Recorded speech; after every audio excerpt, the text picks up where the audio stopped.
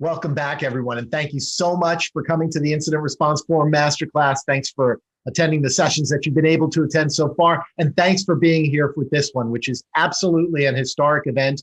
We have never had a session like this before. Remember to use chat to chat with one another, to use questions that you might not ask in person. The panel is looking forward to all of those things. And this topic is really special. I think the idea of diversity, as you just heard Phyllis talk about in her One Big Thing, is very important. And I can't wait to hear the angle and the perspective that this panel takes on it all. So let me quickly introduce everyone, and then we'll get right to it. The moderator is Phyllis Sumner, who leads the data privacy and security practice at King & Spalding, and is perhaps one of the most experienced data security lawyers we have with us today, and also a strong role model for all of us to emulate. Phyllis has worked on the response to some of the more significant data security incidents in history. And as the federal prosecutor, she took on some of the most notorious cases, including the successful prosecution of Centennial Olympic Park bomber Eric Rudolph way back in 2005. But what sets Phyllis apart from the rest of us is that in addition to being a partner at King & Spalding, she's also their chief privacy officer. In fact, I believe she's the only one of the 50 or so speakers today who share both titles. She's also probably the only speaker today who is an Olympic caliber equestrian who still competes and still wins medals from the U.S. Equestrian Federation. Phyllis is a force of nature in the IR space and advises boards all over the world. Welcome back, Phyllis, for your 6th year in a row at the IR Forum. So happy you could be with us here today and moderate this panel. Great to be here. Thanks, John. Excellent. We're so thrilled to have our next panelist, Shelley Giesbrecht, with us, who's enjoyed such an amazing variety of incident response jobs to date in her career, including 3 years doing IR and security operations and design implementations at Cisco, 7 years at WestJet, spearheading their IR capabilities, as well as monitoring airline-specific mission-critical services and applications. This is an in-house cyber air traffic controller. This is an intense job. This is life and death stuff. And I can just tell by researching Shelley just how much she loves it. Now she's a manager at CrowdStrike, whose market cap, last I checked, was a whopping $42 billion, making it the largest IR firm in the world in terms of that. It always blows me away, Shelley, because when I ran the DC office of Strauss Friedberg, CrowdStrike had like 7 or 8 people and had just gotten started. So unbelievable what you've accomplished there. Shelley, I watched an hour-long podcast called We Hack Purple, where I learned all about how intense your job is, how extraordinary your technological abilities are, and also that your bow tie is your signature. Shelley is amazing. So thrilled to have you here from Alberta, Canada. Welcome, Shelley. Next up is Mary DeGrazia. She's a first-timer here in the IR Forum, an associate manager in the cyber risk group at Kroll, who, like Shelley, is similarly dynamic and a real superstar. Not only does Mary manage major international data breach response, but her concentration is digital forensics, and she is one of the top technologists we have here today. She is active in the forensic community, where she writes her own blog to share forensic research, and she also writes tools in Python to assist in investigations. In fact, in a recent matter, she played a key role in processing and analyzing over 20,000 systems utilizing her own Python scripts and methodology to detect indicators of compromise within an environment. Why is this a big deal? Because this MacGyver brand of high-tech sleuthing is the kind of attribute that attracts corporate suitors and is so typical of the team at Kroll as it grows to expand. But one other thing, it's amazing to listen to this. In her spare time, Mary organizes and runs a smart maker lab for teens on bridging technology with hands-on building and programming. This is why the Girl Scouts of America named Mary as a woman of distinction. Pretty cool, Mary. Thanks for being here, and welcome to your first IR Forum. Thank you. I'm honored to be here. Thanks. Next up is Maneesha Mithal.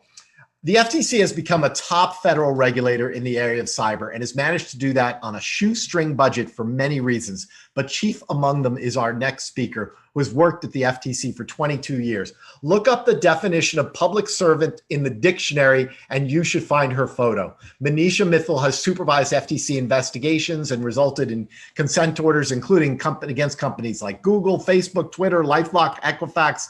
She is a fierce privacy advocate. And a woman's advocate. In a recent article in Mary Claire, Maneesha talked about FTC efforts to fighting revenge porn, stalkerware, and a lot of other similar issues and similar challenges. And as evidence to how prescient Maneesha Mithal is, I watched a video that was dated several years ago discussing the threats posed by peer-to-peer file sharing and provided these very specific guidelines for companies to follow. And this was before the Acelion data breach. And it just so shows how spot on she was. And when you listen to the video, the advice that she gives is pretty much the same advice any of us would give right now, given that kind of situation. So we're so grateful to have people like Maneesha who devoted their lives to fighting for the protections and safeguard of something we all treasure, our privacy. She's a tough but fair regulator. Thanks for being here, Maneesha. Can't wait to hear your thoughts. Thanks, John. And finally, last but not least, is my Duke Law Board of Visitors colleague, Jocelyn Hunter, Vice President and Deputy General Counsel at the Home Depot, who has worked in the Home Depot legal department since 1997, almost 25 years. She also sits on too many boards for me to name, but suffices to say that Jocelyn is truly a role model of how a lawyer can serve to help their community and to help the world. What makes Jocelyn a cyber expert is not just that she's the leader of Home Depot's cross-functional team charged with responding to data breaches and identity theft issues, and has a perspective really like no one else today. But it's also that Jocelyn is a pioneer because her type of job description has really just begun to take shape. Along the way, she has figured out how to balance the myriad of evolving legal issues of IR with the CEO, the CIO, the CISO, and the rest of the C-suite, a very special skill, and probably one of the biggest of all challenges is incident response. So welcome, Jocelyn. We're so excited to have you participate today. Thank you for being here. Thank you so much, John. I'm so happy to be a part of this panel. Well, I'm going to kick it back to Phyllis, and I can't wait to hear what you guys have to talk about today. Thanks, John. And I wanted to start by saying a little birdie told me that about 50% of the winners of the top 40 list of incident response lawyers are women this year. So I'm excited to see the diversity in that award.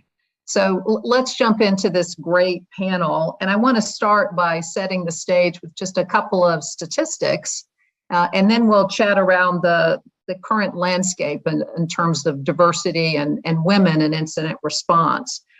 The SANS Institute released a report in March of 2020 that it was studying women in cybersecurity, about 500 women in leadership positions. And there were some interesting comments that came out of that. One is that 35% of those respondents stated that gender was the #1 challenge in their career.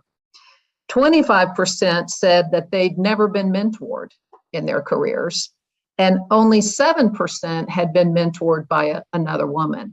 So I think these are some interesting statistics to start off this panel as we think about how far women have come in this space.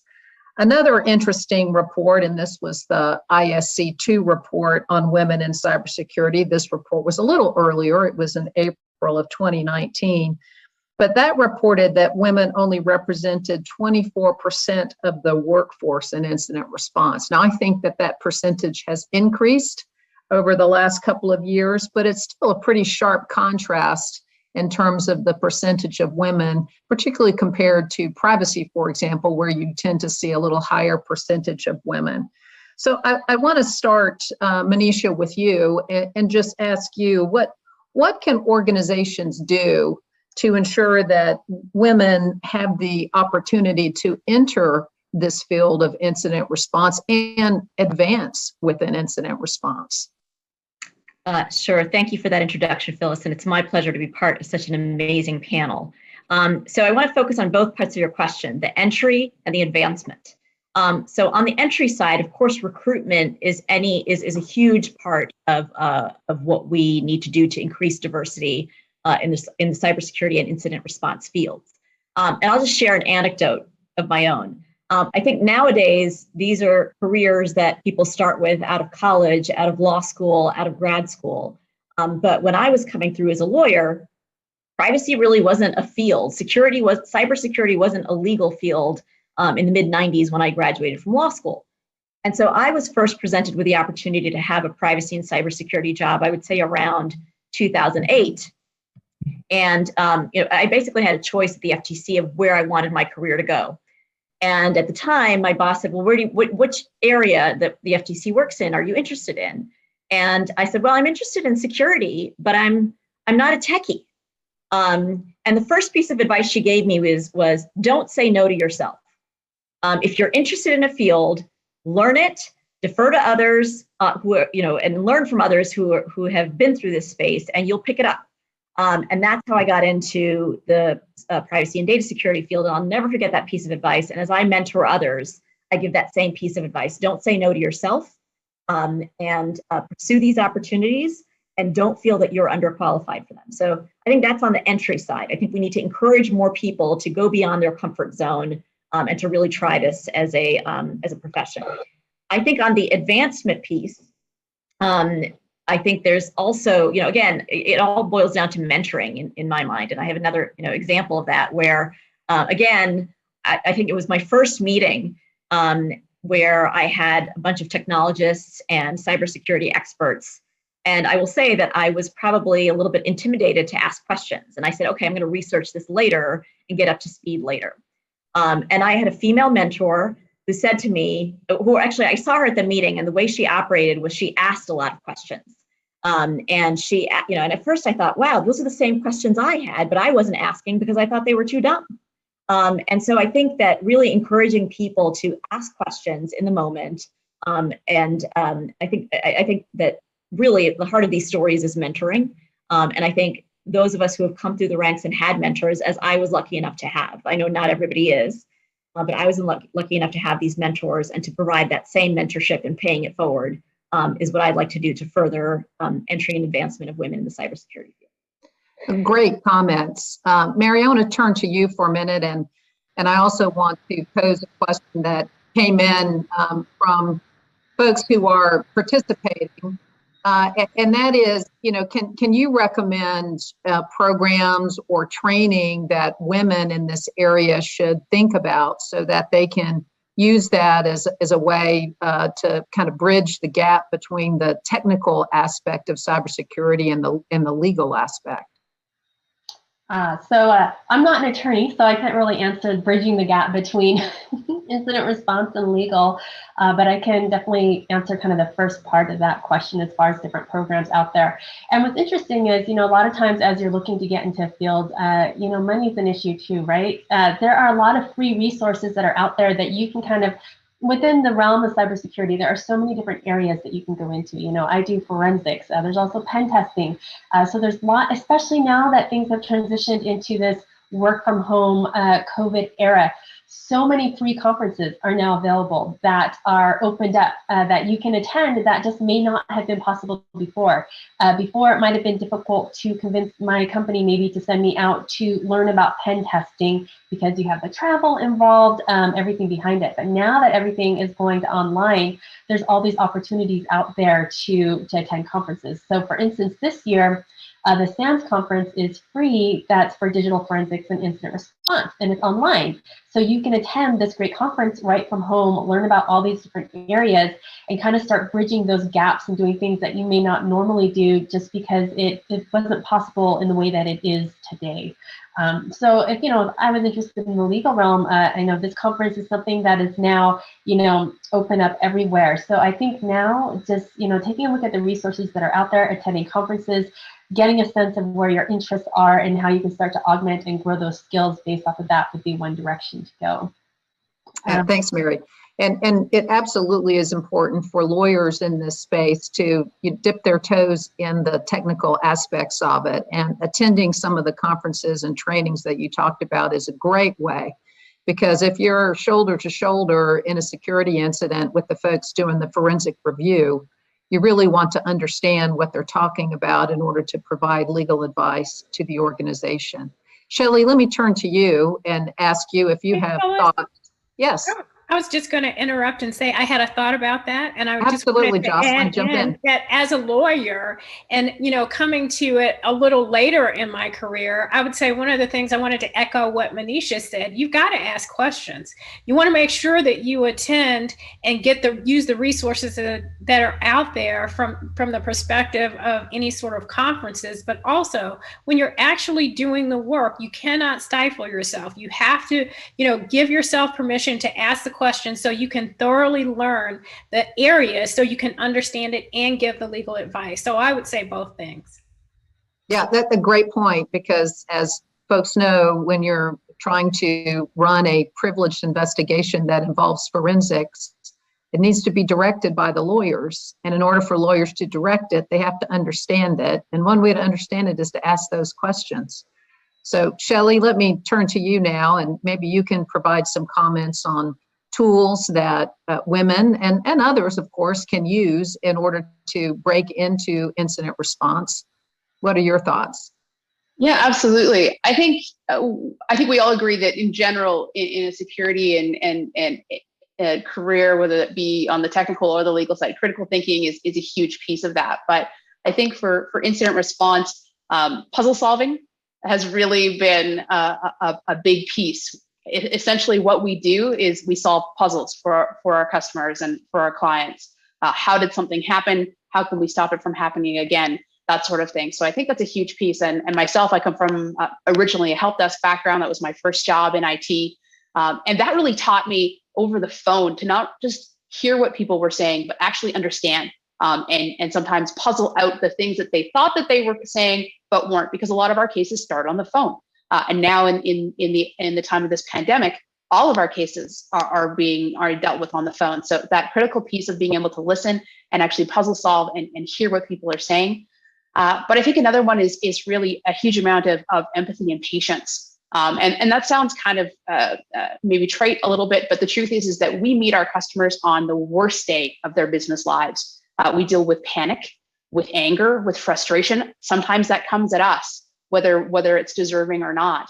And so we need a little bit of thick skin to deal with that, but understanding that those things are part of our job. I think when we start off early in our career, we focus a lot more on the technical piece, but as we grow in our career, we learn these pieces, the empathy, the listening, the patience. It's a huge piece of what we do as we grow up in our careers. And I think the last thing for me is really the translation of the technical to what I call customerese, because our findings, whether they be legal or technical, are very, very technical in nature. And so being able to translate what a registry key means to a customer, not only what the finding is in English so that they understand what it means, but what that means to them, why it's important. If you can explain to a CFO or a CEO why a particular finding means something critical to their business, how that affects them, that's a huge piece. And being able to bring that understanding to those stakeholders, I think is one thing that is very, very relevant within the incident response arena. Thanks, Shelley. Want to turn back to Jocelyn and Maneesha for a minute. And, as we see more diverse professionals coming into the incident response industry, what are your thoughts on ways that those individuals can become more senior? So Jocelyn, they're, in a position like you where they're, leading up the team within the organization, or Maneesha, a senior position like yours where you're leading those investigations. Jocelyn, start with you with some thoughts on that. Yeah, I think, you want to make sure that you hone your craft and that you put yourself in a mindset of learning. So you learn what it is that cybersecurity is, whatever aspect you're working on, and that you also network. You want to make sure that you're well networked and that you have a good list of contacts so people know you and know what your strengths are. The other thing, and Maneesha alluded to it earlier, you don't want to say no to yourself, and you don't want to give in to the imposter syndrome if you haven't. Like the syndrome that says, I shouldn't be here, I'm not good enough, I'm not technical enough, I haven't had enough experience, I don't know the answers. You've got to battle against that, because it will show up when you present yourself yourself. And when you present yourself, you want to come in and present as the professional and the expert that you are. So I would say those are a few things that I would recommend. Yeah, and if I could just add to that, I want to make 3 points on this question. The first is that, find a mentor, particularly in the position that you're aiming for. I was very lucky to have several mentors, and I think that's crucial, to find one or more mentors, of any gender, that can help you. I think the second thing, and Jocelyn mentioned networking, and I think in addition to networking and going to conferences, and I think Mary mentioned that too, I would say that, if you get opportunities to speak at outside events, take those opportunities, whether it's kind of your law school alumni event or, any kind of outside speaking opportunity. One of the things that I try to do is to make sure some of my junior attorneys in my group have these opportunities to do outside speaking engagements. And I encourage them to take them up on those opportunities, even if they're somewhat hesitant to do so. And then the third thing I would say is don't be afraid of the press. If there are opportunities to provide quotes to the press or be interviewed, I think that's a way to get your name out there. So I think that's a kind of third piece of advice I would have. And the last one that I have that I just thought of was say yes. I mean, don't put yourself in a position of saying no to opportunities that you may be a little reluctant about. Make it your habit to just dig in and say, yes, I can do that, even if it means that you have some degree of a learning curve. And even if it means that, you may not have the greatest expertise, put yourself in the mindset that you can do it and just say yes, because you will expand your skill sets and your ability to progress through any organization or within the government.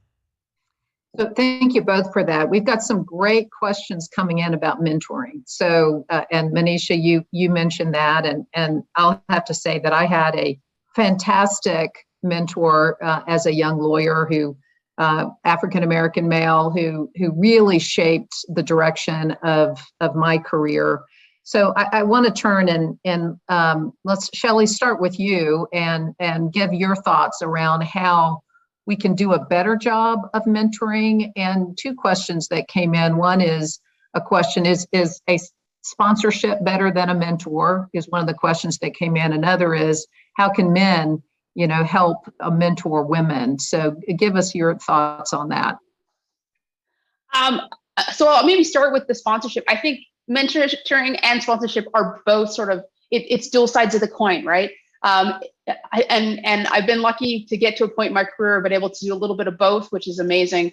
Mentoring, I think, on a daily basis, we can find opportunities to mentor everywhere that we are. I do it at work every day with the teams that I work with, men or women, in the community, speaking at schools. I think John mentioned Mary was the 2020 Woman of Distinction for Girls Scouts of Greater New York, which is just amazing, and the mentorship that she does there. There's so many places that we can do mentorship. I got a call actually just today from a gentleman that I was on a panel on last year, and said, my cousin's daughter is thinking about getting into cybersecurity. Would you mind sitting down with her for an hour and having a discussion about your schooling, what you did, what your path was? Absolutely. That's a way. But obviously sponsorship is another piece, right? How do we help our fellow women and folks that are coming up meet other people, network? If we hear about an opportunity, how do we pass that along if we're able to? All of those things, both sides of the coin, and I think we can do those equally. One is not necessarily more important than the other. I think if I was going to talk about how do men help mentor, be a mentor. And I think there was another question, and I'm looking at the moderator panel as well, which is, what if you have a mentor that's not encouraging or minimizing your thoughts? So that's not a good mentor. I think my answer to that is, if they're minimizing your thoughts or what you think, then I don't think that's a good mentor for you. And I think you move on. And I think whether it's a man or a woman, and I've been very fortunate to have mentors. My first security leader was a woman, really encouraged me to move along. But I've also had great mentors as males as well. And I think there's the important piece is a good mentor encourages you, moves you forward, is positive. I apologize. I have a friend who decided he needed to sit in my lap. and making sure that interaction is positive for you, that it's healthy for you, and that the output that you're getting from it is helping you move forward, and not negative and impacting to you in a way that is detrimental to your health, to your career, or otherwise. So that's a big piece, I think, is understanding that mentor relationships are meant to be helpful, and there should not be any any negative impacts from those in any way. So. Thanks, Shelley. So, and a thought on that, I agree with you that mentoring needs to be a positive relationship. I also think it should be an honest relationship. So to be a good mentor, you need to be able to sit down and have constructive dialogue with your mentees, which means providing them with advice. And sometimes it is advice that they may not want to hear, but it could be helpful, and it should be delivered in a positive way so that it's clear you care about their development and their advancement. And if it's presented along those lines, I believe that it is constructive and helpful. And also just, I think of it as kind of habits of mind. So for the mentors, you have to set aside the time, set periodic calls, get it on your calendar, because it'll slip by if you don't. And those touch points become really important. Mary, do you have thoughts on that? You obviously have been very connected, particularly with young folks and mentoring. What are your thoughts? Absolutely. I also think too, mentorship doesn't always have to be a formal process. I think sometimes it happens very naturally and organically as you're going throughout your career, because I've looked back and I was like, you know what, this person was actually providing a role as a mentor for me, even though we didn't sit down and have this conversation, like, can you be my mentor? And, here are the steps we need to do. They were very instrumental in helping me in my career, everything I did, and helping me progress. So I think, some people might think like, oh, I need to call someone, I need to ask them to be my mentor, we need to get things on the calendar. But I think sometimes that just happens organically as you're progressing throughout your career, and you can still take advantage of those situations to help progress as you grow. Yeah, and I think it's a good thing if someone sees someone that they would like to use as a role model, then they should reach out and connect with that person. They don't have to necessarily say, will you be my mentor? But like you said, you start the relationship and hope that it will grow organically. But if, certainly individuals should not be afraid to make that connection with someone in a senior role, because folks appreciate that others are interested in their opinions as well. Jocelyn, what's your thoughts on mentorship? So I agree with everything everyone has said, and I'll start where we are. I think it's really important to be assertive and to find mentors and sponsors. And I think if I look back at my younger self, I would have sought more regularly. And I think it's correct that it doesn't have to be a formal mentoring or sponsorship program. You can just reach out to someone and just have conversations with them. I also agree with you, Phyllis, that if you're going to have a good mentoring relationship, you have to be able to give feedback. And sometimes it may not be exactly what somebody wants to hear, but if it's delivered with care, I think it is helpful. And I think the mentee has to put themselves in the mindset that they're going to accept feedback, because I think that's how you get better. I don't think you necessarily get better by just always thinking about your strengths. You've got to also improve the things that maybe you're not the strongest at. And sometimes other people looking at you can see that more readily than you can, and getting that feedback can be helpful. I also think that it's important that once you begin to make your way through any organization, that you spend the time mentoring and sponsoring yourself. So I think you're seeking it, but I think you're giving it. And I think they're both sides of the same coin, but I think you have to do both.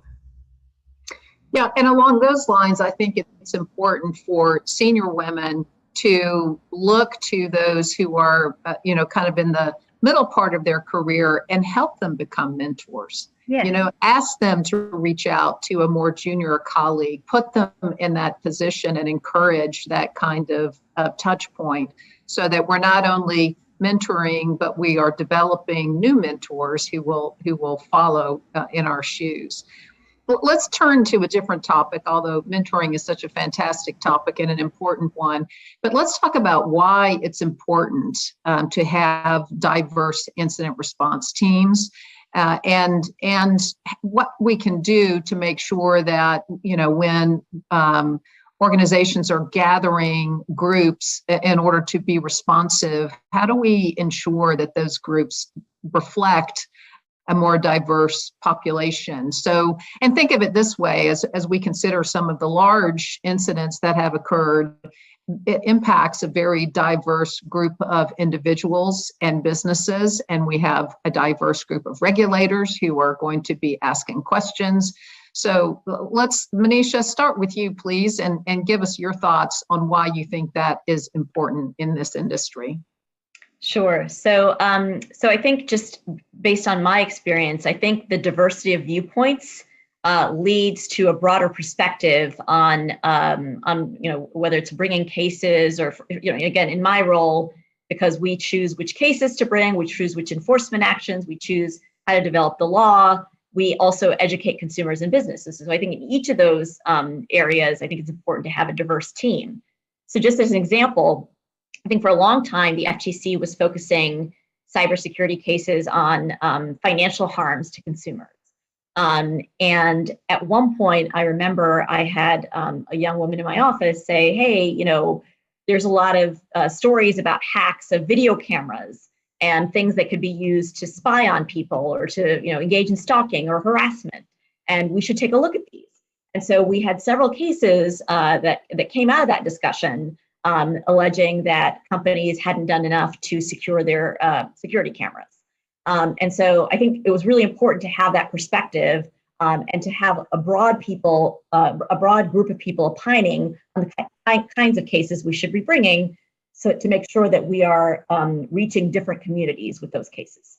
So I think that was kind of one example. I think another example is, as we develop our consumer education messages, it's really important to have diversity. If we are having consumer education messages about, you know, stalkerware or revenge porn or things like that, it's really important for us to have a diverse group of people who have experience with these sorts of things to help us develop those messages. So I think that's why it's important. And I think, Phyllis, just picking up off your question about, you know, when we have diverse groups, how it makes things better. And I think this relates to the prior question you asked about what men can do. I just want to relay an anecdote. One of the things that we've done is we've tried to have a lot of diversity, gender and racial diversity at our events and workshops. And I remember talking to one potential panelist, and he said, are there going to be women on the panel? Because I don't do cybersecurity panels unless there's at least 50% representation by women. And I thought that was just such a great way that this panelist, this man, could use his privilege to ensure that there was going to be diversity at this forum. So I thought that was a great story. Absolutely. And of course, it recognizes the importance of having diversity. Jocelyn, I know that you and your team at the Home Depot made a point of selecting a diverse team to respond to the security incident there. Can you provide some comments about the importance of diversity in incident response? Happy to. You know, we initially did a beauty contest and we looked at a number of different firms. This was in relation to the 2014 data breach. And, you know, a lot of firms have full service departments around every aspect of incident response. And what we decided was that looking at the different firms, there was expertise that we liked in a variety of firms.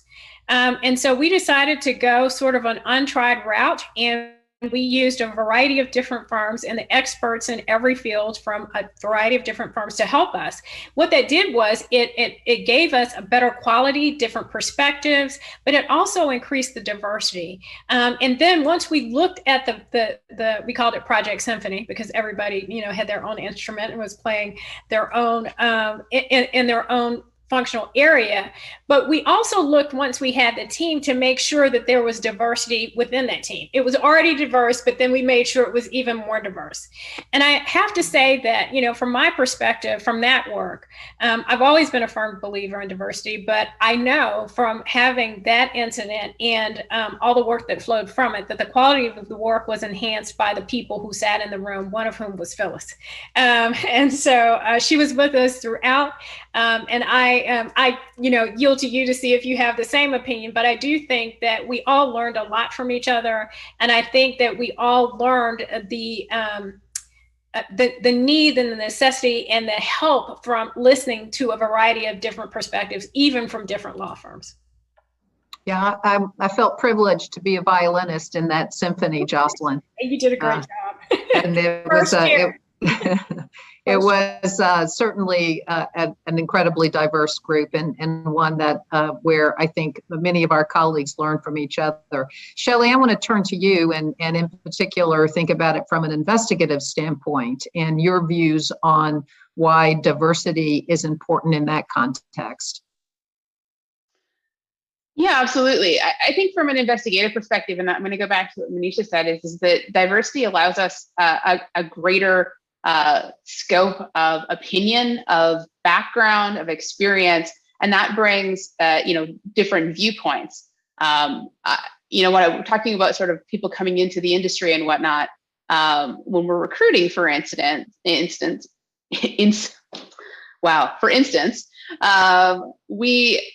I like to look, when we're looking at interns, for instance, at folks that aren't just coming out of traditional programs like computer security, like the computer programming, or even the forensics programs. Part of our intern class for 2021, we've got some folks coming out of data science. I myself have a biology degree. And I think when we look at, and I think Maneesha said this early on, when you want to learn something, don't limit yourself to what your background is and move forward. And I think when we look at recruiting for incidents, and as Jocelyn said, the greater the diversity, the better we have at looking at problems from a variety of different viewpoints. I've found when we're doing tabletop exercises, for instance, for organizations to practice incident response, some of the best questions come from people who aren't the technical ones, the folks that we bring in, the HR folks, the privacy folks, the folks from their communications team that ask questions that we just, when we're writing an incident response plan, we might not think about because we're really focused on the technical. As technical people, we tend to focus on the technical. So those people and voices, whether they be from different functional areas or whether they be from different communities, ethnicities, etc., bring another perspective to every incident that I might not think of and the person sitting next to me might think of. And so having that greater diversity just makes us a better team overall as we help customers move from a breach situation into a remediation situation. So Shelley, great points. And I think what's also important is for folks to be open to hear those diverse thoughts. So as we engage in responding to what can be a very stressful situation, part of it is getting organized. And so that the comments that are coming in come in a way that it's constructive, but opening the floor so that the incident response team members can contribute, and that ultimately we can develop a global strategy that takes into consideration those different thoughts and perspectives, which may go to mitigating risk for the organization. So now, of course, we're dealing with incident response in the remote world, and we're having to do it virtually, just like we're on this panel now. We're often dealing with incident response in this same context. And a question that came in still about mentoring is, how do we facilitate mentoring in this environment? And it's the same way, right? It's ensuring that we're reaching out. We're not just picking up the telephone, but we are using these variety of platforms to connect and actually see somebody's face and connect in a more personal way. Mary, what are your thoughts around two things, the importance of diversity in incident response and also how you connect in the current environment? Yeah, that's a great question. I have kind of an anecdotal story I wanted to share. When we think about technology incident response, women, there aren't usually as many women at the table. So, case in point, in this age, I was on a conference call, and when we jump on these calls and we're sharing our findings, one thing that Shelley mentioned earlier is we're kind of there to give them a big hug as they go through this terrible, terrible time. And a lot of times there's a lot of different players in there that don't, they've never been through something like this. They don't have the technical background. So in my particular instance, the call, there's maybe 15, 20 people on there. It was myself doing the incident response. And on the client side, there was, another woman, but everybody else was male. So after the call happened and we're sharing our findings and everybody's talking, all these pieces are moving fast, she picks up the phone and she calls me and basically was like, and I think, Maneesha, you may have said something earlier about being kind of intimidated to ask questions. I honestly think because, I was another woman at the table and she felt comfortable picking up the phone, calling me and saying, hey, let's just have a one-on-one. Can you walk me through this and answer my questions and bring me up to speed? And I think the diversity really helps with that. It helps you form connections with clients. And when you have a more diverse crowd at the table, there can be those opportunities to make those connections where people can begin to feel comfortable to reach out, to ask questions, to do follow-up. So I think it's really important in incident response. Our diversity reflects the clients that we work with that may be in other industries that don't quite struggle with the diversity that we have. And then I believe you had a second question in there. It was along the mentoring and this day and age. Just the virtual environment. Yeah. Do you have suggestions on how to connect with mentees in the way that we are having to operate today? Absolutely. I think just the way that you brought up earlier, I think now it is more acceptable to be on camera. Before, I think I joined conference calls and that almost never happened. And now you're on them and almost everybody's on a camera, which I think is a great way to interact. So I think even now, using the platforms like Zoom or, even like Google or so many of the platforms offer this opportunity now to connect. I think the opportunity for mentorship is even better now because it's more acceptable to set up a Zoom call or to connect in these ways that weren't as prevalent before, working from home was. So I think this is a great opportunity to take advantage of that, to strike up those relationships with people and make that happen. So one question that came in is, sort of a question around how do you set boundaries? Is it, if you have a mentee, let's say that's a little more exuberant than perhaps he or she should be in reaching out. Shelley, you have thoughts on how to manage through that? Yeah, absolutely. I actually have a little more of an anecdote, I think. I had a mentee a few years ago, a male mentee. He came in as an intern to a company that I was working at a few years ago, and a very interesting tack, and started out very, very well. As we moved forward, and I moved on to a different company, he would reach out every once in a while, ask me a few things, and that was fine. And then I started getting more what felt like, honestly, felt like he was having perhaps mental health issues. And instead of turning to perhaps a professional, he was texting me on a regular basis. And I had to, put up some boundaries there. One, I obviously wanted him to get some help, was encouraging in that way that perhaps he should speak to someone. But I think there is, the ability to find those boundaries and understand what your go no go points are, both as a mentee and a mentor.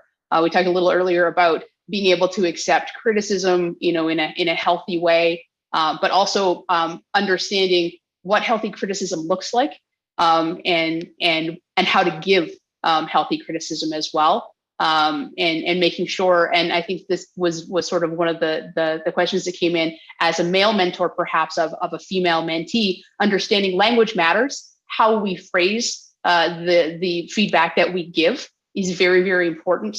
And hearing that perhaps in our organizations as well from other mentors, and speaking out when we hear language perhaps that isn't as appropriate, but understanding that the boundaries that we have need to be, again, healthy, need to be constructive, but and probably need to be set right from the start in a more formal relationship, particularly. Yeah, great advice on that. So one thing that, for me personally, that was very rewarding as a mentor is when folks from across the table reach out after a matter to express appreciation for either a role as a role model or even being a mentor. And I'm a firm believer that you don't always have to sit on the same side of the table to be a mentor or to be a role model.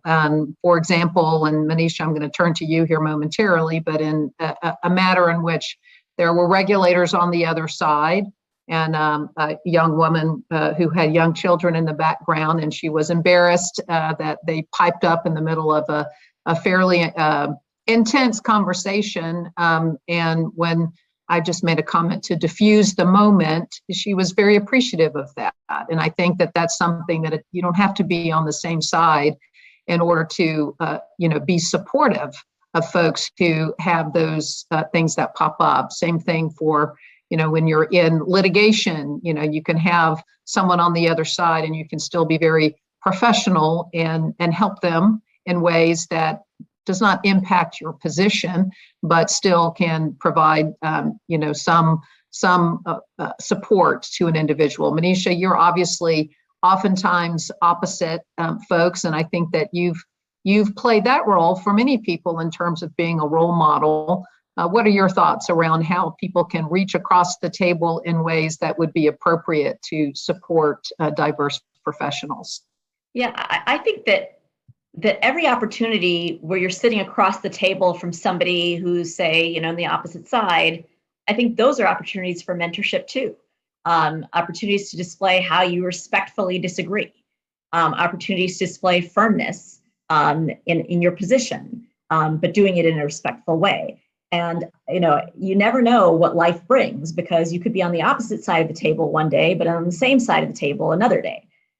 So I think it's important to kind of be respectful, never denigrate, the person who's on the other side, but really have a robust dialogue, conversation, even disagreement on the facts. It's okay.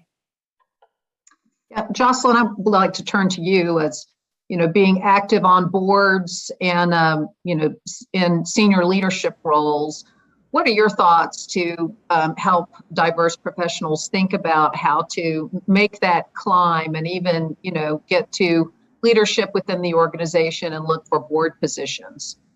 I think it's a lot of the things that we've been talking about. I think it's networking. I think it's mastering your profession. I think it's seeking mentors and sponsors, because sponsors would be the people who would say to you, there's an opening here, maybe this move makes sense for you, and would advocate for you.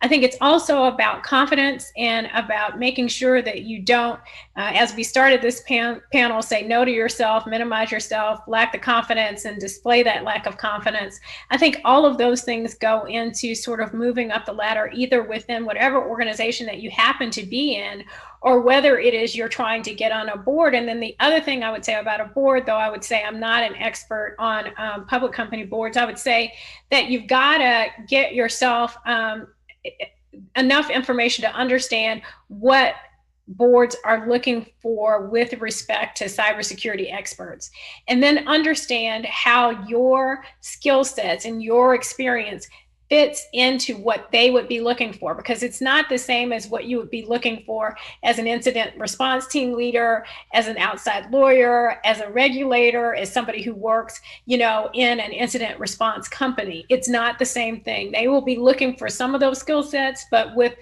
perhaps a slightly different slant. And so you just want to make sure that as you look at your experience, you understand what their needs might be, so you can figure out how to market yourself accurately, and do the best that you can by the skill sets that you have. Thanks, Jocelyn. Shelley, Mary, any takeaways? Probably for me, I'm just going to really reiterate what everyone said is don't limit yourself. I didn't know the job that I do today existed when I was 15. So look for those opportunities that interest you. I was a Lego fiend as a child. I'm a puzzle solver as an adult. That's a huge, huge win for me. So look for those opportunities, look for your mentors, look for your opportunities to network. Yeah, and I'd say we need to play the long game. We need to start with our daughters now. We need to start getting out the industry. You know, we need to start planting those seeds at an early age. Like I work with teenagers, and that is actually one of the times they say that interest starts to drop off, and where we see a huge drop off in girls coming into the field. So I like to try and bridge that gap. So sure, they might not be coming into my company for 10 or 15 years. They might go somewhere else. But we need to increase that pipeline, and we need to start doing it at a young age. Put role models in front of girls, you know, through the Girl Scouts, through talking at colleges, through talking at schools, to show them that there are women out here. We are doing this, you know, so that they have somebody to approach and someone to look towards, and to keep that interest going so that they eventually make it, you know, up into our ranks as a company. Thank you, Mary, Shelley, Maneesha, Jocelyn. Great panel. We could keep right on talking, but I hope that folks had some great takeaways and will think about some of these issues going forward. Bruce, back to you. Thank you, Phyllis. And to the whole panel, let me just say that that was really extraordinary. I found that incredibly interesting, maybe the most interesting panel I've done ever or in many years. But so thank you so much. I think judging by the chat and the questions, I think I'm not the only one who felt that way. So thanks. Thank you. Our next panel is at 12:50. It's our second spotlight of the day, and it's with the Secret Service. So we'll be back in 5 minutes. Thank you.